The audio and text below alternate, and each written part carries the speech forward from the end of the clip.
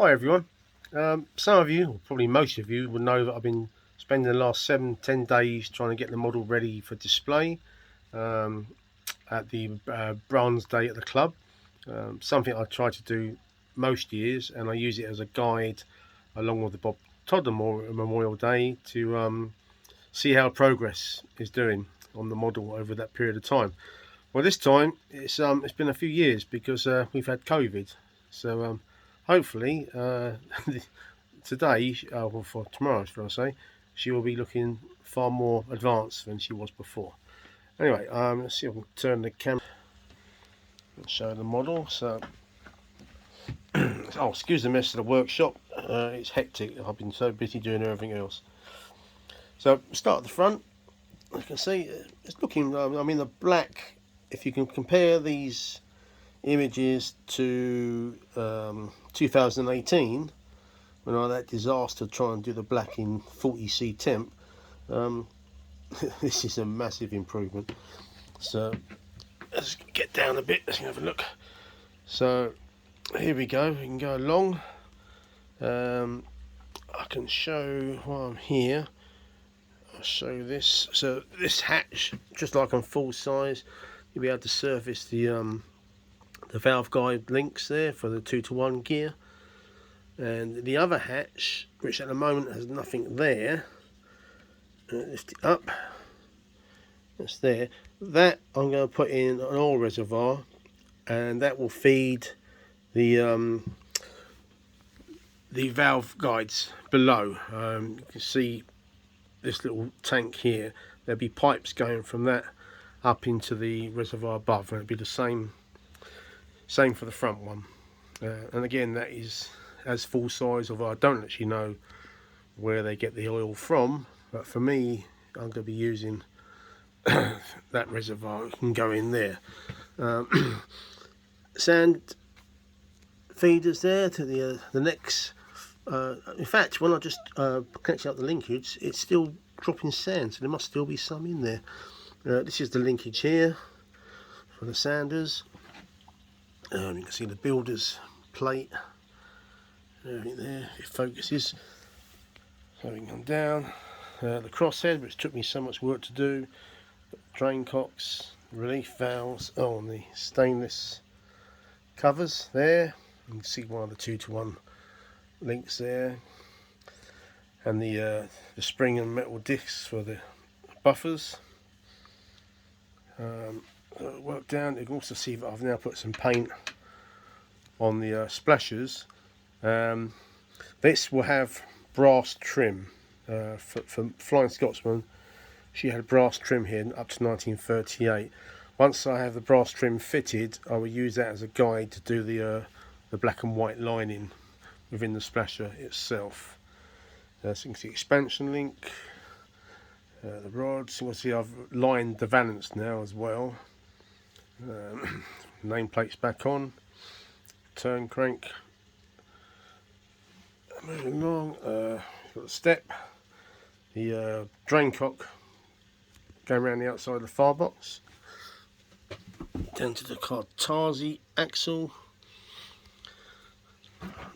up to the cab window. I don't know if I've shown you this before on video, but the driver's pad, arm pad, is hinged, and then the window will close.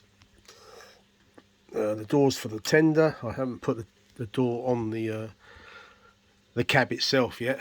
That'll be another time. I've thrown some black paint on the cab roof, just really to look like it's something a bit different for this time. But this will be done properly later. It all needs a lot more work on top here before it's ready for paint.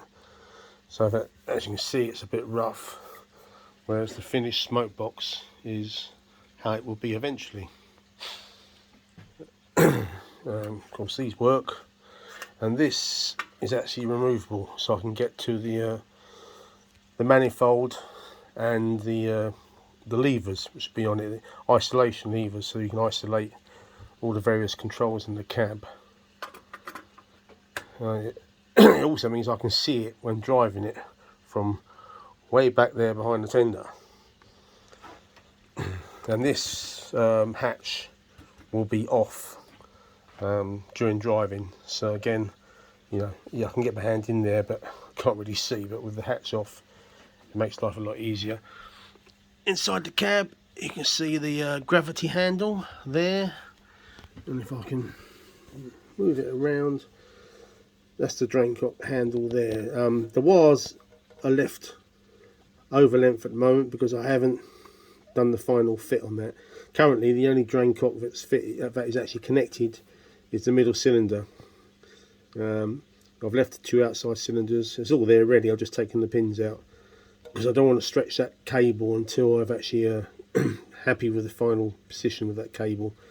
You can probably see the bolts on there which can tighten the cable, but I shall also be fitting ferrules on there. In fact, the cable's not even on the pulley properly there at the moment.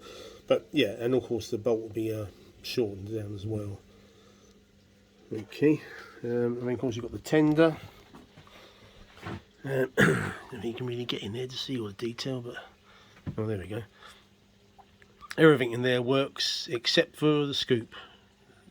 It's one thing that I haven't done, and I've got the tender too close to the loco. But the handbrakes work, the water valves work as per full size to feed the injectors. And we got coal bunker, water filler, and then down to the back. You can see the steps, and the lamp irons, and the handrails. And then down here, a bit tight here now, I'm stuck against the wall. Buffers, screw coupler, and the vacuum, which as mentioned before is a working vacuum, and the dummy heater hose just hanging down around there. And then come around here, we show the axles. All these are as per full size. You can oil them through there. And the oil tray, there's an oil tray inside there with a felt pad, and that can slide out. So that's all 4 wheels there. And later on, the injectors will be in there, but that's a way bit off yet. Anyway, that's what I've been up to for the last 7-10 days, trying to get ready for the event for tomorrow. All I've got to do now is work out how to pack it in the van. Okay, thanks chaps, see you next time.